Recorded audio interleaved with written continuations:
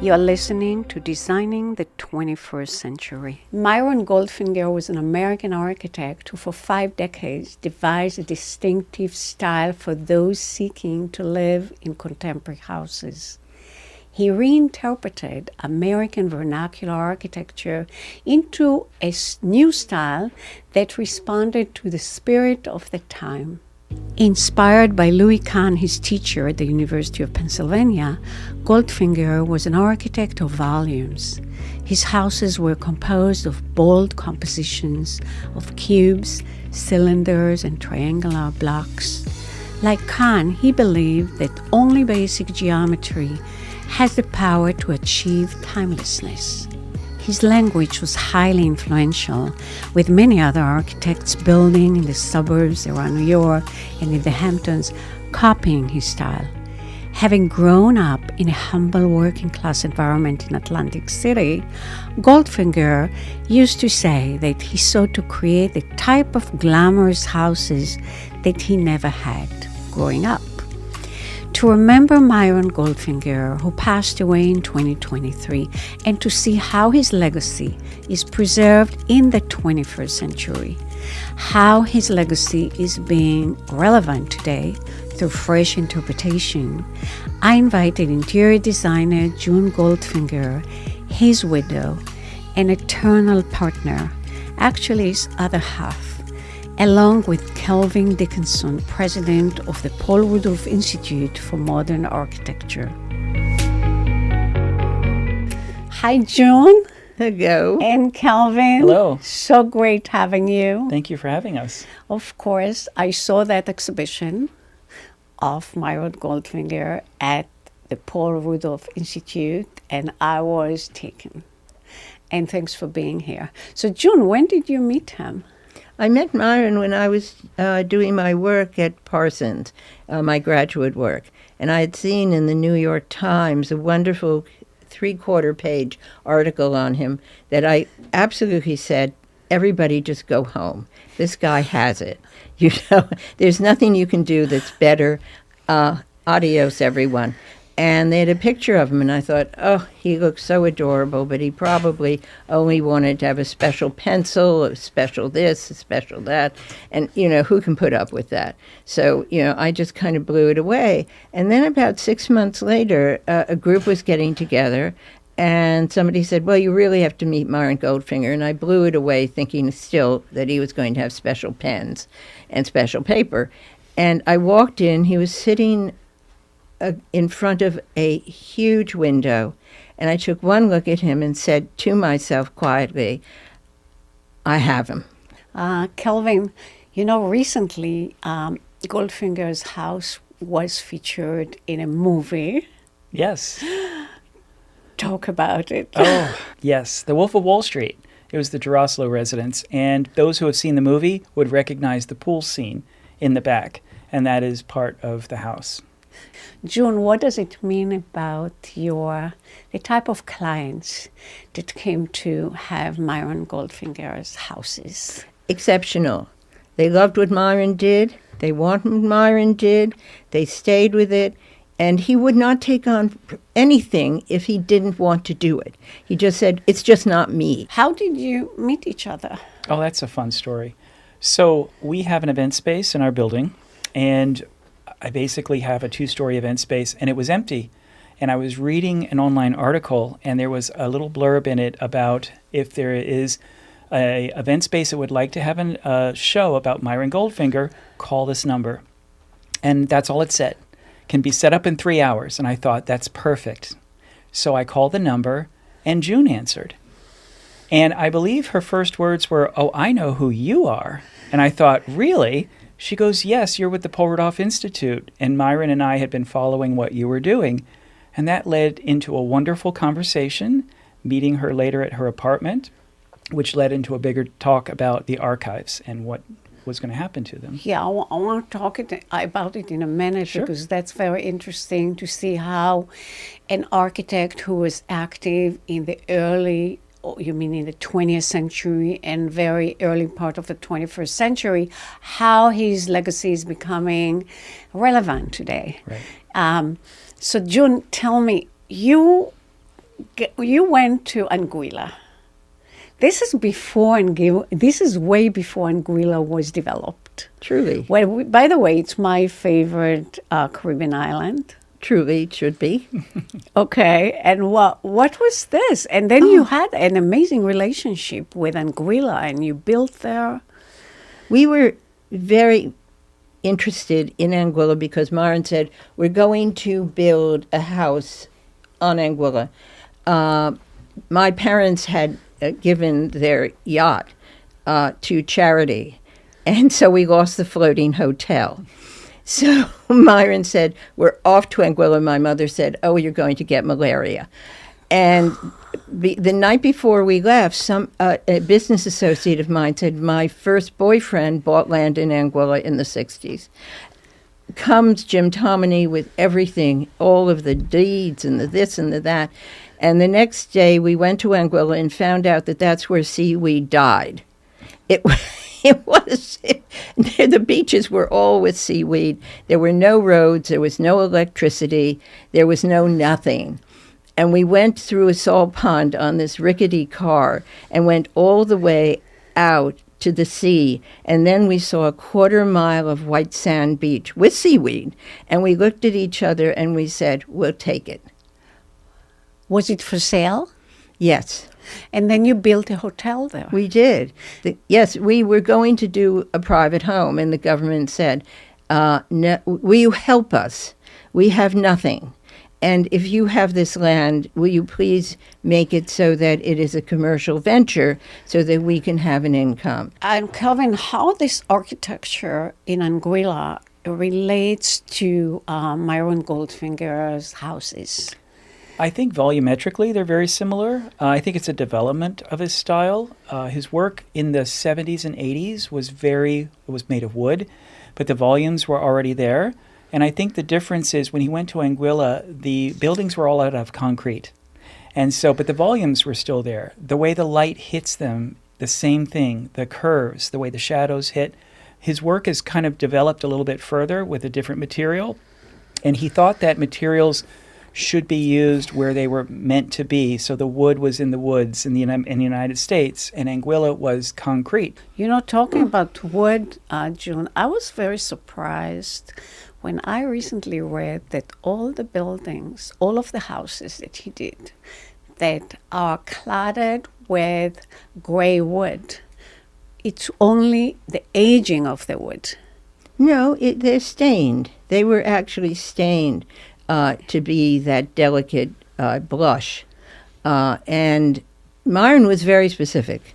He wanted to build of wood when it was appropriate, which was mostly the east, of course, is all wood. When he did Anguilla, it was concrete with rebars. So it was incredibly strong, and it's withstood so many hurricanes. Then in our house in in Santa Fe, and one he did in Tucson, those houses were in adobe because that was the fabric of the land. What was it to live with someone like that? Oh, it was fabulous. He was so funny. He would do absolutely, wonderful things, and he charmed his clients. He was so charming that how could they ever say no? And he was a joy. From the minute I met him, he was it. And you traveled a lot? All the time. The world? The world. What was his favorite place? He said Sardinia, but I think that was in passing as a place, but really our home. He wrote down a list of everyone who he put them in a line, and our home was number one. And it's by far not it is not one of these blockbuster things that he later on created. This was a very modest house, but its geometry was there, and his geometry as it evolved over the years became who he was. And I loved living with him. He was just, he was incredible. He was just a really terrific guy, and the fact that he was such an incredible architect was just wow. Wow. And you know, they're talking about his past. Well, he was a student of Louis Kahn. Yeah. And then a Which friend. is like amazing. What, did he talk to you about Louis Kahn? We had him as a friend. You did? Tell Yes. me. Louis Kahn did the only introduction to a book that he ever did in his whole life. And that was a gift to Myron. And he was wonderful. I mean, whether we were out to dinner or, Esther, his wife, would call and say, well, make sure he brings his raincoat home. It was wonderful. He was a wonderful person. He had a much bigger sense of humor than anybody has ever recognized. I want to ask you something about Louis Kahn. His death was very tragic. Truly. You want to say something about how did Myron perceive it, and how did he hear about it? Well, It was in 1974. yes, everybody heard about it at once. And he did not take care of himself traveling. He would come back from India, Bangladesh, or wherever he was working, and then he would go to Penn Station and take the train back to Philadelphia. This was not a person who was taking care of themselves properly. Kelvin, what are the challenges today in the 21st century? With preservation and Preservation and really memory of an architect. There is an enormous archive that June has. right. And tell me about the process. How do you think about preserving legacy of an architect? I think archives are very important to preserve. With Myron and most of the architects that are of the same period, they left drawings behind. So it's not something that was automatically digital, so that there is paper that needs to be preserved, physical objects, models that need to be preserved. The problem with the period is the architects are being forgotten. And so it's a constant battle to remind people that these were good architects, that they existed. The magazines are out of print. The houses sometimes fall into disrepair. And by the time you get to the second or third owner, people might not even know that the house was designed by Myron Goldfinger. And so part of the importance is, I think, first, to remind people that this person was such a good architect, that Myron's work was published, it was very well designed, and it's worthy of preservation. And then you get into tracking who owns the houses and finding out can be, any help for preserving them through maintenance. And then physical archives need to be preserved. And so we put the show together because it was all original material. And so it was so fascinating that we wanted to share it with people. And it was all done by hand. And students now don't do anything by hand. And so they appreciate seeing the amount of energy and effort that went into this work back in the day. Of course. When Myron was traveling with you as an architect, architects always getting inspired by what they see, especially by architecture. Was there anything that he loved particularly to see while traveling? In Tuscany, there were and still are very tall buildings that Louis Kahn loved as well, and that was Myron loved them. It was that there was no pomposity to it. It was what it was, and that was Myron. He had no patience for people, and he was very kind to everyone, but he had no patience for somebody who was putting buildings together with pastiche. Did not go for it. And so what he did was, in his Villages in the Sun, which is his book that Kahn did write the introduction to, and there was 2 editions, one by Prager out of London and then Rizzoli. So it was put out twice. But it was always go to the source of what a building wants to be. It's amazing. He was such a great, big person. Yeah. His Right? Villages in the Sun really goes into the idea of communal architecture as well, which is something that I think is a subject that is kind of lost currently. When I look at the houses that he did in the 70s, it's very much reflection of the disco age Yeah. to me. And did you ever go to disco clubs? No. We would much rather go out for chili or some other horrible food that Myron adored. No, we really, we of course went to all the galas that we had to for business and clients and whatever. But no, we were much happier being somewhere in the middle of nowhere, finding that there's some fabulous little shack. And you had a special relationship with New Mexico. Yes, we kept on going. When Europe had tumult, we decided we would find America. And so every year we would take 2,000 miles and make a trip and go all the way around and back and high and, where the bears were. I mean, it didn't matter where we were, it was us traveling. And so from that perspective, Myron had what he wanted, and that was the two of us.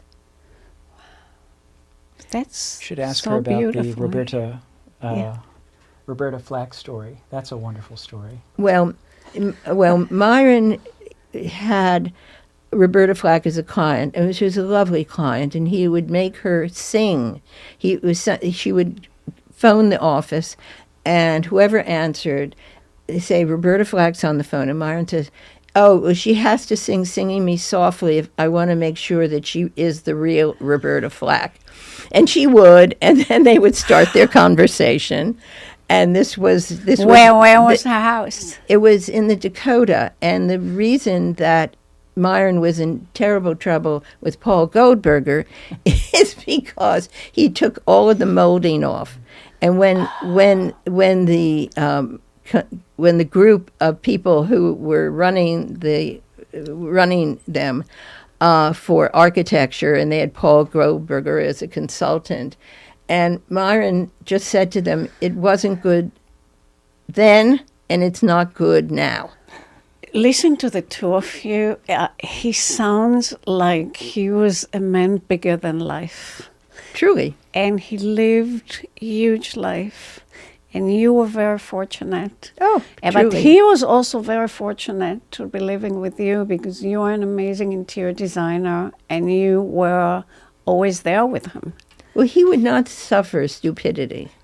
I mean, if only once did he confront me. And that was over tables in a restaurant, which is 20, 30 years ago. And it was on the beach. It was in Anguilla. And it was on the beach, and I wanted to have rattan bases that I designed out of Hong Kong. And I wanted glass tables that were blue like the sea. And he says, you can't move the glass. I said, and he was kind of adamant about it, and I was very concerned. And I just said, no, I will. And sure enough, I just made solar containers that were going to be, there would be a trap door in the cylinder, and during the night you put it in to illuminate, and during the day you put it out on the patio to get charged. And so therefore they could all be moved. And so he said that he was wrong, I was right. That's the perfect gentleman. Exactly. Right? And Exactly. I want to thank you for bringing his work into life again.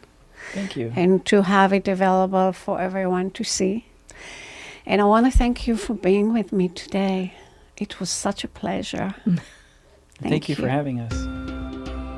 This is Daniela Ohad. Thanks for joining me for another episode of Designing the 21st Century.